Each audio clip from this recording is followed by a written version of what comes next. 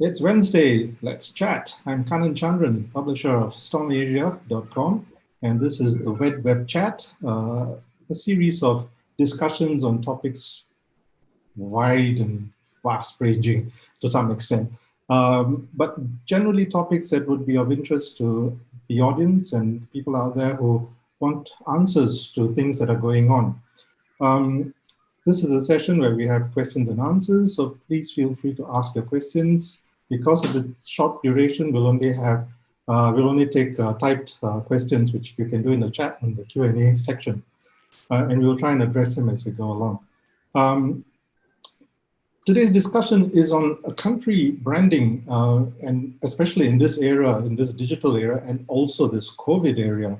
I think many countries have banked on their branding to project their image to the rest of the world, and also to help the citizens get a better understanding of what the branding means in relation to where the country is and where it's headed. And we've got two people here who are representing different issues of the branding strategy. We've got the US Chargé d'Affaires, Rafik Mansour. Rafik arrived in Singapore in July 2019. He's a career member of the Senior Foreign Service, and he oversees the 24 US government agencies represented in Singapore, working to strengthen bilateral ties ranging from security cooperation to the economic relationships. And prior to this assignment in Singapore, he served as the Deputy Chief of Mission and Chargé d'Affaires of the US Embassy in Yerevan, Armenia. Mr. Mansour is a recipient of numerous superior and meritorious honor awards from the State Department. He obtained a BS in biology and a BA in French literature from the University of California, Irvine. He received a master's degree in national security strategy from the National War College. And he's quite the polyglot. He speaks, besides English, Arabic, Russian, French, Italian, and Creole. Well, that's quite a sampling there. Welcome, Rafik, to this discussion. Thank you. And we also have Koh Buck Song.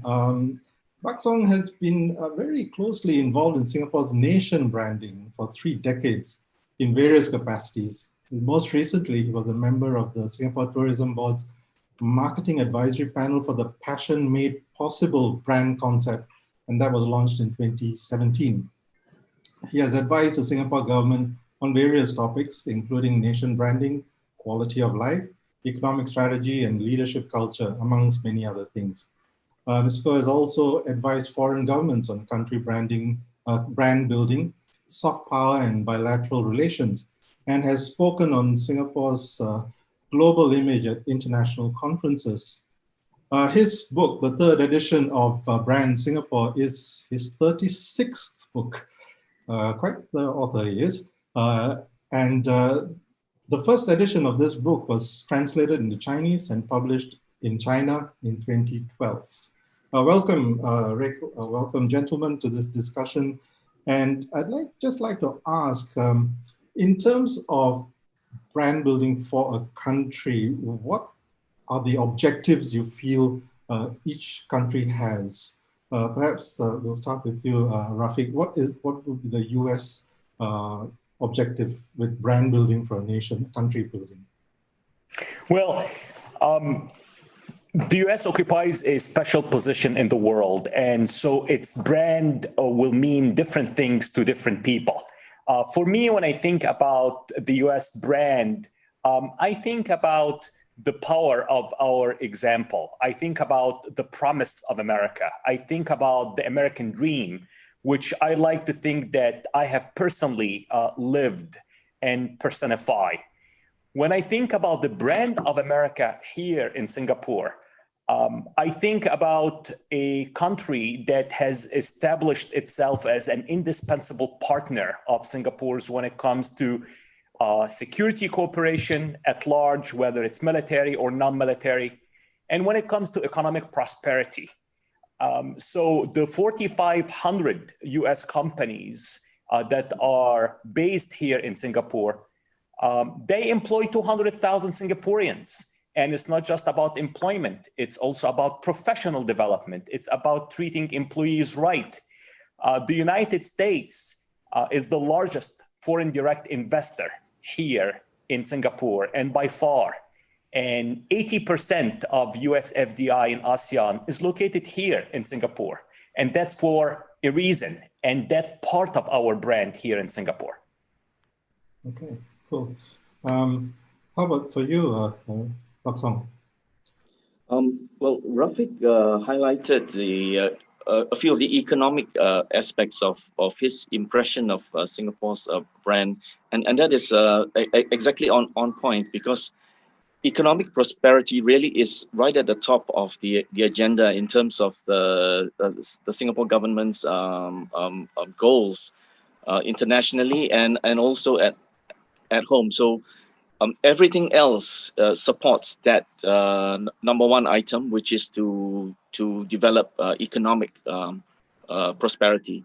So some people might think that Singapore, being known for being so well coordinated, actually steers the country brand from one central position right at the top of the whole spectrum of authority. But in fact, in practice, it is actually promoted in terms of the four sub-brands, the four sub-brands of investment, trade, tourism, and immigration. These are the four main sub-brands, and they actually on a day-to-day basis do in each sectors, the persons who work in these areas do their own thing to develop and their objectives and speak to their target audiences. So that's how it works actually. And the mother brand, brand Singapore, is developed through the platforms of these four sub-brands. Okay, so if that's the case, if investment and the economy is so strong, so how do brands, the positioning statement like garden city or a city in a garden, how do those sort of taglines help in the economic and investment aspects for Singapore?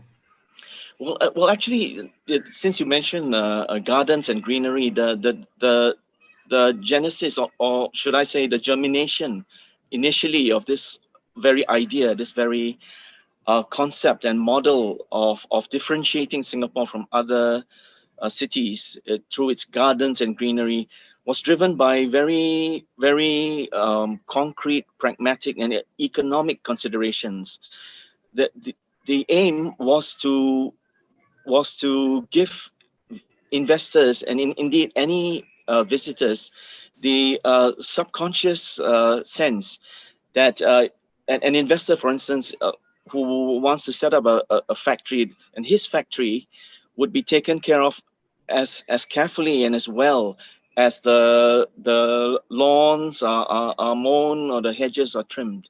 This was the initial genesis of this whole aspect of Singapore. Okay, so it's also sort of leads to the lifestyle issue, right? I mean, if you come to Singapore, part of the work and the employment and the investment incorporates a lifestyle element. Is that a fair assumption? Yes, exactly. I think in the early decades, the focus was very much on companies, on multinational corporations, initially to set up factories, and later on more services activities. In more recent years, there's also been an increased attention on attracting not companies but individuals. For instance, entrepreneurs, wealthy individuals who might want to relocate here either some of the time or in some cases most of the time. So everything in Singapore, including what may seem like very, very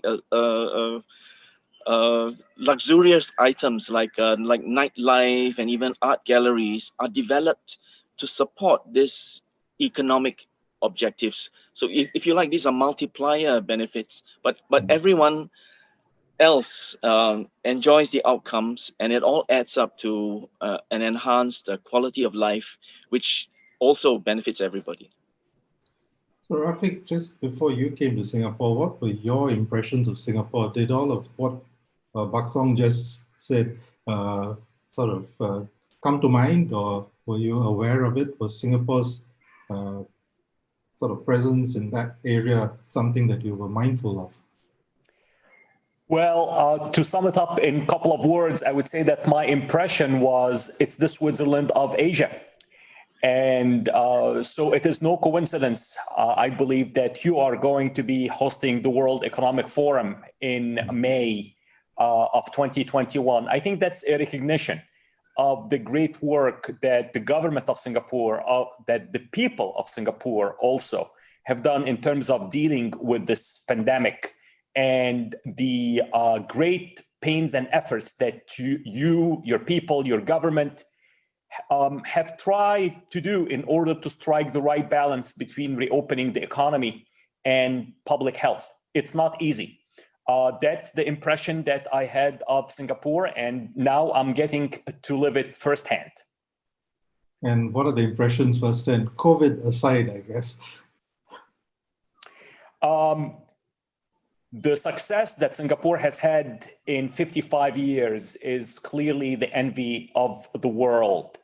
There are a couple of words that, well, there are more than 2 words that I've retained from this great book, but 2 words come to mind right now, and that is unsentimental pragmatism. That's what this country needed as a young country at its independence. That's what the leadership of this country, that's what the people of this country have delivered. And that's worthy of praise and recognition. This is also part of why Americans and American businesses are attracted to Singapore. So I don't need to tell you that Singapore is not an inexpensive place to do business. But if we have 4,500 American companies here, if our FDI has reached almost $250 billion in this country, if we employ as many people as we do, it's simply because not only we have common interests, but also when it comes to business, trade, and investment, we have common values. So what do I mean by that? I mean anti-corruption. I mean rule of law. I mean social corporate responsibility. And I must admit that I'm quite proud of American businesses here and organizations like AmCham and USABC, because they don't just try to do well, they try to also do good. So there is, for instance, the AmCham yearly volunteer community day, which I participated in last December, where the American businesses get together and offer goodies, if you will, to needy families. There is also quite a bit of contribution that these American businesses have made during this COVID time here in Singapore to give back to the community that has been so fair, so good to them, and has given American businesses and workers a level playing field. In the case of Singapore, as you say, 55 years, it's embarked on this brand building and nation building. In the US, it's a longer history. It's just a much larger landmass as well, and you've got your states to contend with. Singapore is a lot easier, one small nation, everything can be controlled. How challenging is it for the US to develop a brand identity that resonates for the whole country internationally? The United States is blessed with numerous instruments of power, among them soft power and cultural power. So obviously there is Hollywood, but there is also our US higher education system. We are proud of the fact that some of the top universities in the world are in our country. And the academic year 2019-2020 was actually the 5th consecutive year where we have more than 1 million foreign students studying in American universities. The top 3 nationalities are in order: Chinese, Indian, and South Korean. So a very important Asian influence. And our country is enriched by these foreign students. But higher education, US entrepreneurship, US innovation and creativity, I think are US values that are admired throughout the world. This is my 9th embassy. This is the 10th country I have lived in the past 22 years. And I see it everywhere I go. People respect the US education system, higher education system, our creativity, our innovation, our sense of entrepreneurship. So these are tremendous US values that constitute an important part of our brand globally. Cool. Yeah, that's one level of consistency, I guess, the commercial side that pushes through these endeavors. The other thing is with Singapore, it's being small, it's also been led by one party from the start. So the continuity is easier. In the US system, you have different parties taking over the leadership of the country. How does that affect your relationships, political the relationships when your party shifts or changes? That's an excellent question. The United States, in our country, we believe in checks and balances. We believe that institutions are more powerful than individuals. And we believe in diversity of opinion and the opportunity to express these opinions, and that as a whole, it makes us a stronger nation. Now, when it comes to foreign policy, US foreign policy is driven by what we call the national security strategy of the United States. And when you study this document, and when you look at more pragmatically at the bilateral relationship between the United States and Singapore, for instance, you will realize that this relationship is so strong and so deep that it transcends political parties. So whether it is a Republican administration, whether it is a Democratic administration, what you will see is that the United States tries to advance its national security strategy throughout the world. And with a country like Singapore, I don't expect our priorities to shift as the administration is shifting. We will keep focusing on economic prosperity, on security cooperation, on people to people, on our values. So I expect the US partnership with Singapore, with ASEAN, and the Indo-Pacific only to grow over the coming years. Okay. Buck Song, when you were putting this book, this is the 3rd edition of your book, right? How has it changed from first to third in terms of writing this book and Singapore's strategy in terms of building a country brand? The first edition of my book was published in 2011.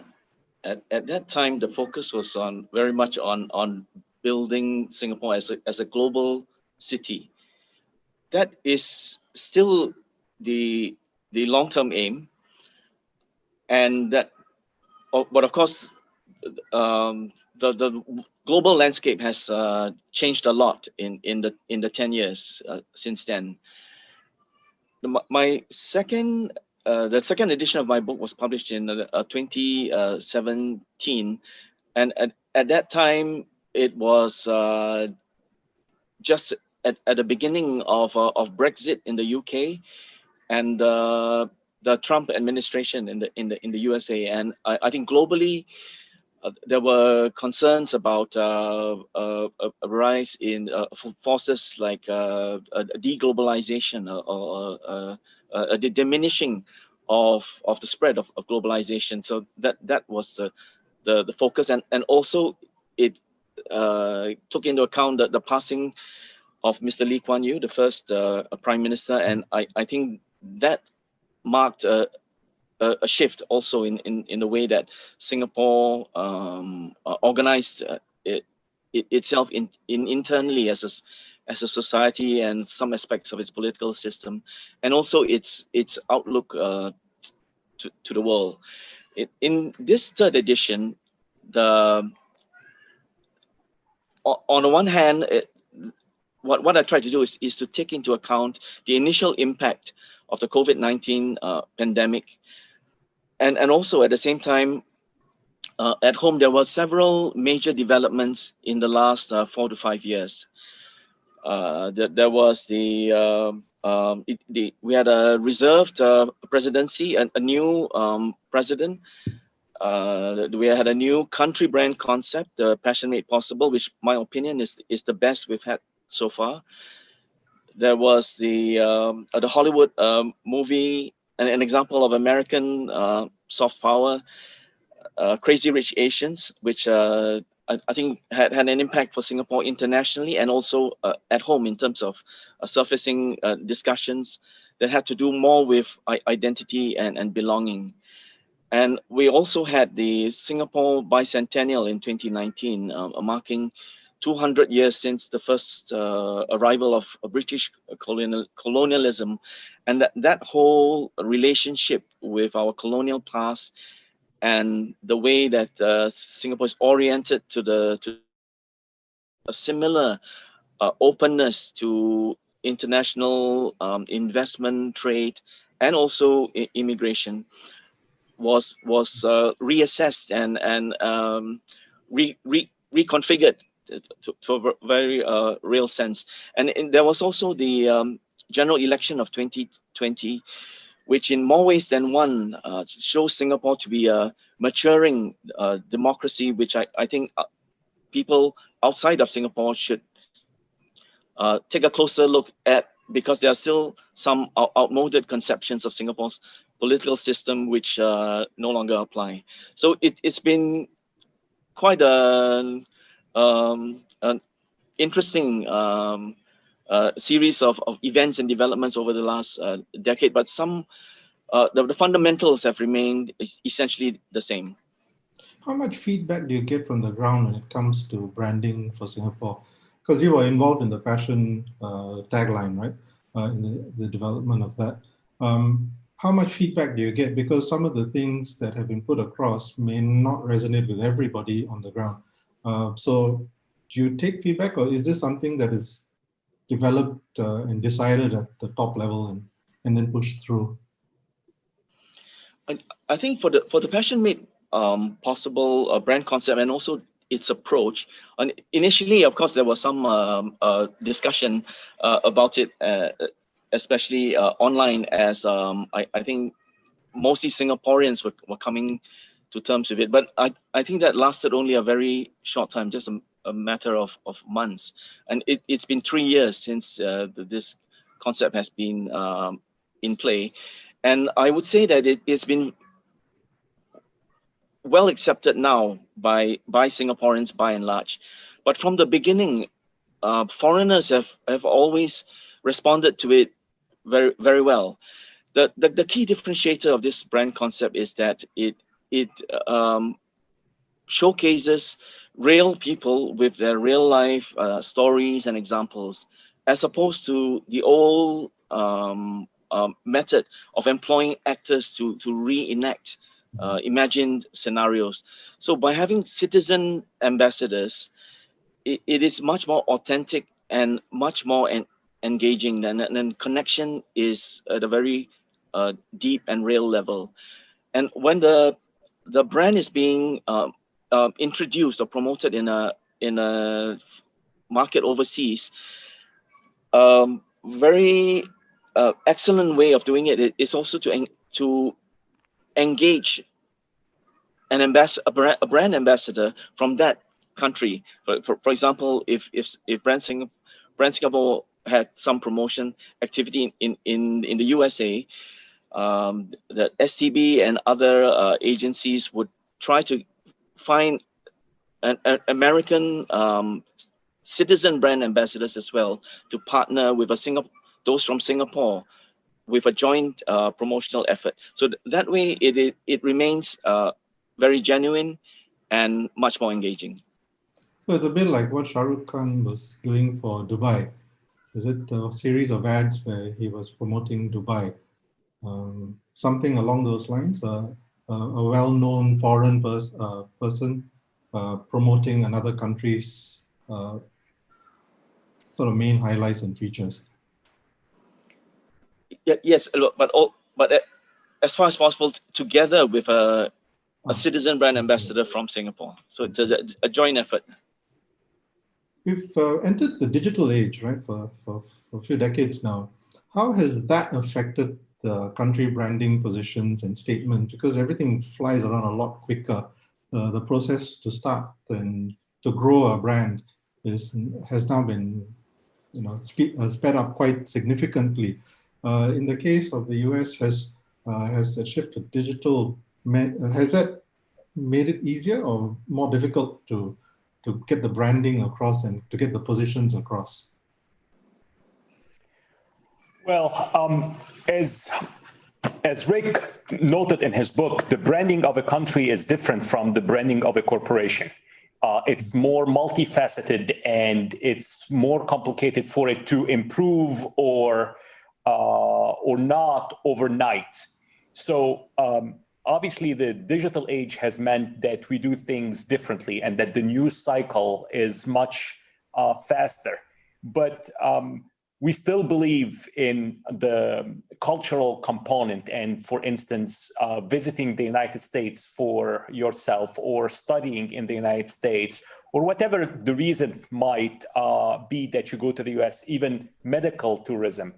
We believe that when you see it for yourself, it's when you realize what it is and what it isn't, not based on stereotypes, but based on your own personal experience. And I believe that that kind of human touch will continue to be very valuable. So the human element is still quite significant in this whole process, right? And you want to push that through to a large extent. Buck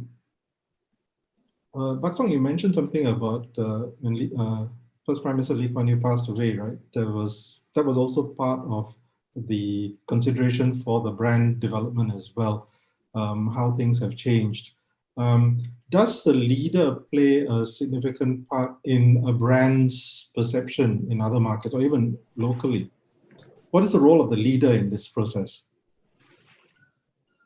From both of you would be good to hear.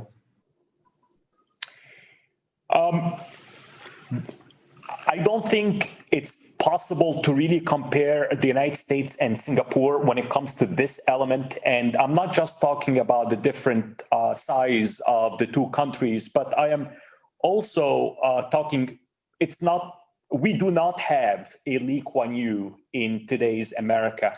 As I mentioned earlier, we are firm believers in checks and balances. We are firm believers in the role of the institutions. So I don't think that there is any one person, let's say, in the past 75 or 100 years in America's history who has had the same impact on the country that the founding father, Mr. Lee Kuan Yew, had on Singapore.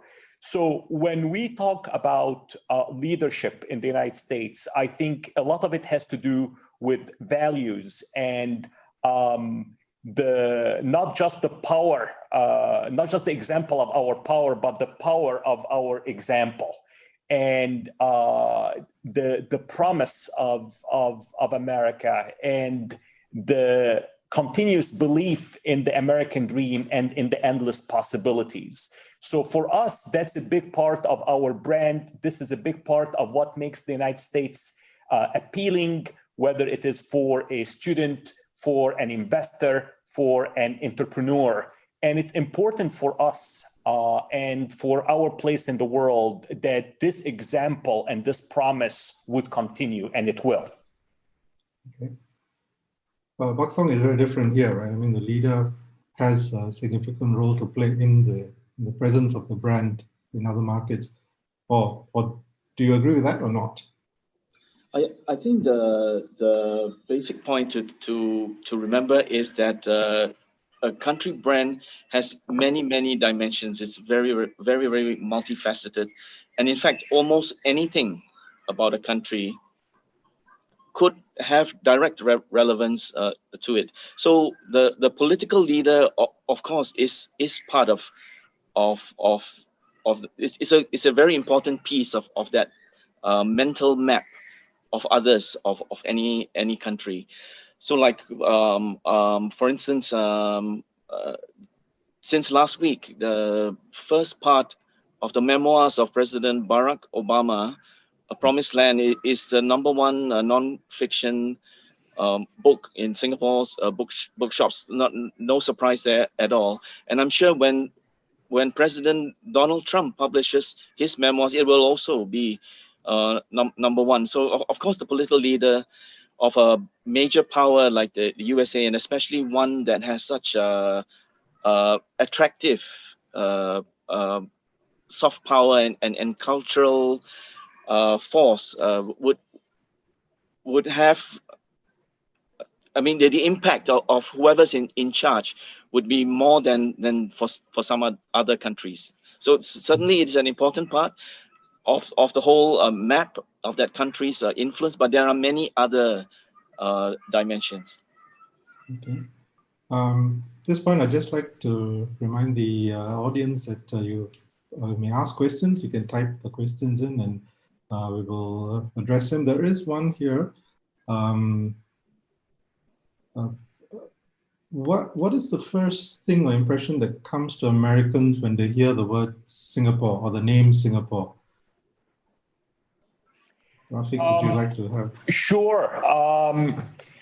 Well, I think right now it could be Crazy Rich Asians, but in general, it is Mr. Lee Kuan Yew, the Switzerland of Asia, a country known for its discipline and its compliance, a country known for tremendous economic progress, and a country with which the United States has very close security and economic and people-to-people ties. That's what comes to mind for the Americans when they hear the word Singapore. As a follow-up to that, there's a question here. What would you say are some of the reservations, concerns, or worries that Americans have when it comes to doing business or working and living in Singapore? I think that right now, Americans, like many foreigners, are following with great interest the debate that's happening in this country about the future role of foreign workers in Singapore. That's an important topic for us. As I mentioned, the number of American businesses and the employments that they create, but I would also would like to mention how well these American companies are regarded here in Singapore. So it's not just the number or the sheer size of the people that they employ, but it's the investment in the professional development. So for instance, recently, there is a collaboration between Google and the government of Singapore. Google is running the Skills Ignition Singapore Vocational Training Program in collaboration with the government of Singapore for job seekers in this country. That's 3,000 internship opportunities for Singaporeans. American companies invest in the professional development of and the professional future of these Singaporean employees. Moreover, the Straits Times recently ran a survey of the best 150 employers in this country. I was very pleased, but not surprised, that 5 Americans came among the top 10. These 5 are Google, Amazon, the Singapore American School, AT&T, and Applied Materials. And also 50 American companies came in the top 150. So it's a deep-rooted relationship that we are very proud of. We appreciate Singapore as a government, as a community, as people, and we also believe in giving back to that community. I suppose some of the things that Rafik just raised about businesses that are impacted or that have set up in Singapore and have contributed to the Singapore economy would have quite an influence on how future planning is done for positioning statement for Singapore. Is that something that factors quite highly, Buck Song? Yes, I think in the worlds of business, technology, um, name any sector, I think American enterprise continues to be very strong, very innovative. For instance, if you take entertainment, the next big thing would be streaming, right? And if you look at all the big players, they're all from America, the Netflix, Amazon Prime, HBO Max.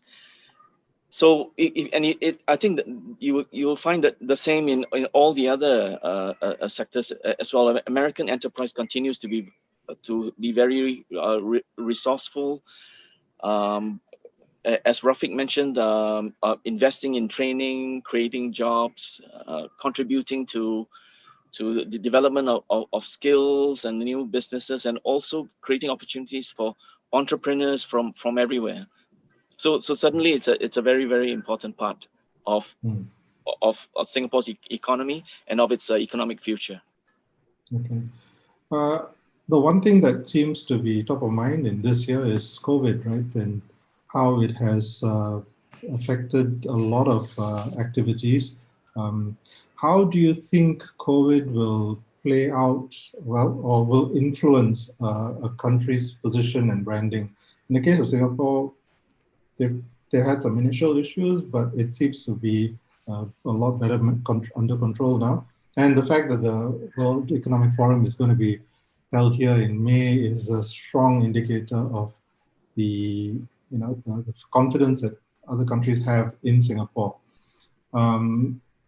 So will this, I think this will definitely put Singapore in an advantageous position, but is this going to be a key factor in determining the country branding for Singapore down the line? My hypothesis is that with this COVID-19 pandemic, place branding, the value of the brand of a place, its essential character will become more important than ever before, because many people often don't make clear the distinction between marketing and branding. In marketing, a lot of what is done is driven by relatively more short-term objectives, and often may appear more superficial. For example, you may be dealing with the price or the appearance of a product or service. It's like judging not judging a person by his looks or even how much he earns, but by his character. And character is where brand is and where it is built. So in this pandemic times, when every country has had to hunker down and close its borders to some extent, many of these frills have been stripped away. So what remains is character, essence. So as the world recovers from COVID-19, the places that will succeed will be those who have continued during this time to, of course, do what is necessary to keep the virus at bay, and to keep what remains of the economy humming, but more importantly, to also continue to build the place brand. Because once we move into recovery and someone is deciding where to go to study, to visit, or maybe even relocate, it will be the places that are seen as safe, trustworthy, and welcoming that will succeed. Hence the importance of place branding. Sure. Rafik, what's the outlook for the US with COVID and the way it's going, and in terms of, as Buck Song said, for foreign companies and individuals to want to look to the US to invest or to study or to travel to? COVID-19 has been a huge blow for the entire world in 2020. There is no way to sugarcoat that, including the United States, including Singapore, and most countries in the world. And I think there are a lot of lessons to be observed and learned. This said, I'm quite optimistic about the future. I'm quite optimistic for the United States. I'm quite optimistic for Singapore. The United States throughout this has been the world's largest donor of foreign aid and has led the global fight against the COVID-19 pandemic. We have allocated more than $12 billion for global health security initiatives, development of COVID-19 vaccines, therapies, diagnostics, and humanitarian aid. And I think we're seeing the results of that now. It has been a tremendous public-private partnership. No one government, no one company can do it alone. And the United States is known for having some of the strictest standards when it comes to vaccine development and production. But I believe that very soon the FDA is going to approve some of the safest and most effective vaccines that not only Americans, but the rest of the world will also be able to benefit from in due time. Just yesterday in America, December 8th, President Trump, he signed an executive order on ensuring access to United States government COVID-19 vaccines. Same day, President-elect Biden talked about mask wearing, vaccinating 100 million Americans in his first 100 days in office, and safely reopening schools. If 2020 was the year of the virus, I am convinced that 2021 will be the year of the vaccine and the recovery, the global recovery. It does not mean it will be easy, but I think that the ingredients for success are in place, and Singapore, the United States, and the rest of the world will be able to benefit greatly from that. So the vaccine is something that the US is putting a lot of emphasis and faith in. And do you think by middle of 2021, we could be getting the gears moving towards reopening and normalizing a lot of the activities? Or I think Singapore said that, I think the Prime Minister Lee Hsien Loong said 2 years before travel would return to normal. So what are your thoughts on this? I mean, if we look at the facts, I can talk about the United States. In April, the unemployment rate in the United States reached 14.7%. By October, November, it was down to 6.9%.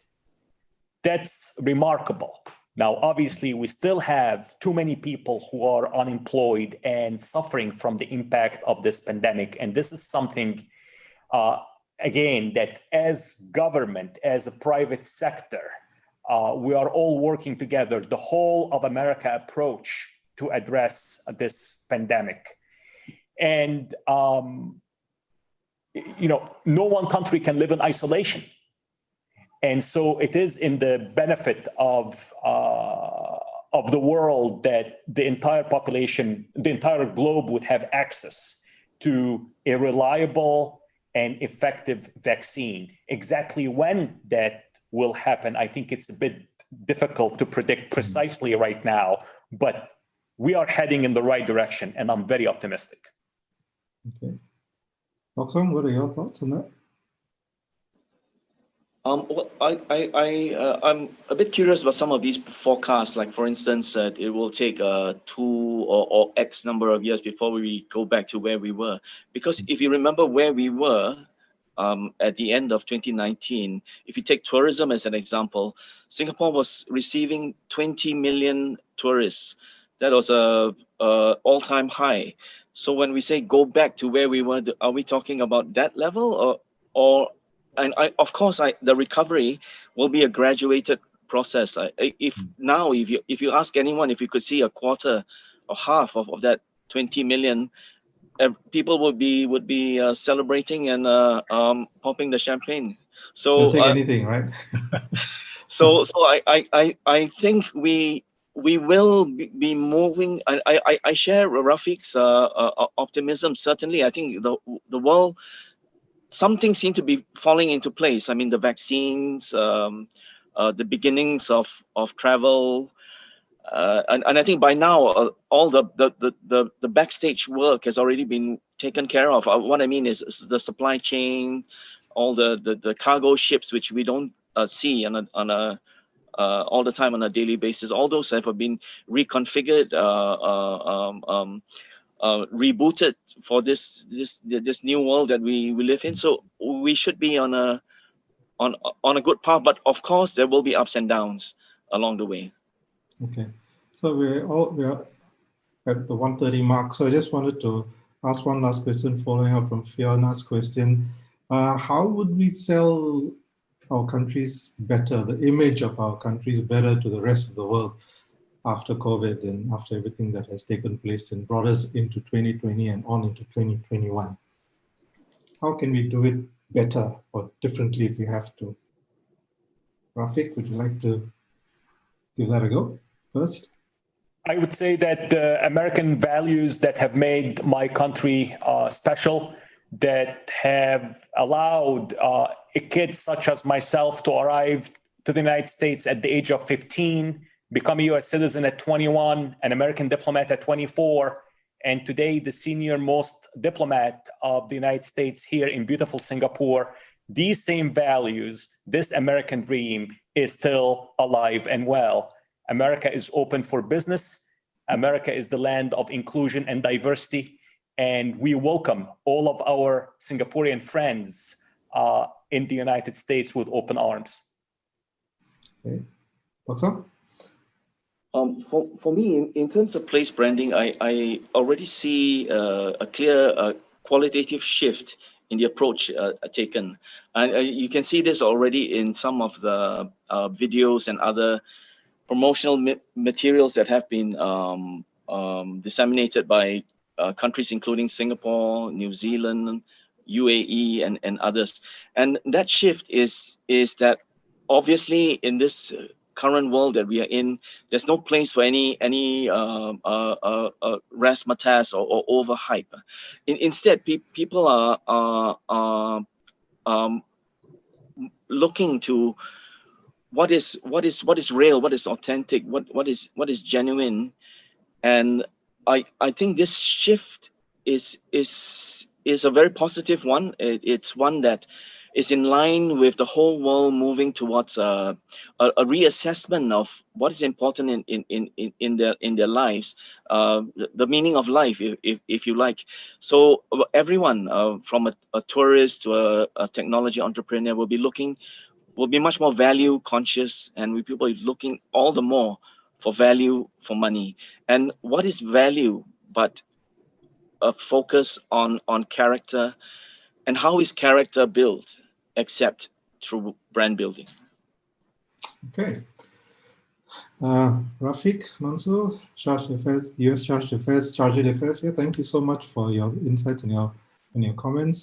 Buck Song as well, for writing the book and talking about it.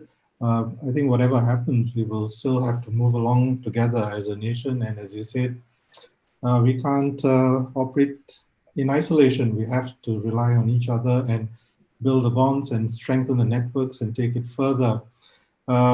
This is the last of the Wednesday web chats for this year.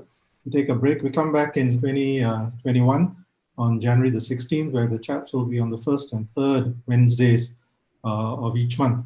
And that will give us a bit more time to prep the discussions. And we would also like to hear from the audience and from everybody else, what are the kind of topics you would like to have discussed? And we will try and bring the panelists together to get a set of views that are different and varied, so that you can help you make up your own mind about this. So it's the end of the year almost. I'd like to wish you all a great year end and wonderful 2021, and hopefully we can get through this 2020 year is supposed to be vision, right? 2020 vision. Well, we saw a lot. I think we saw a lot of ourselves and the people who are close to us, and maybe that may not have been too bad, I think, if we could live with that. But hopefully 2021 for a better year ahead. Thank you to the audience for your questions as well. Thank you. Thank you very much. Have a great day and the rest of the year. Thanks a lot. Happy New Year. You too. Happy New Year. Yeah, and to your Storm Asia audience, Merry Christmas and a happier New Year.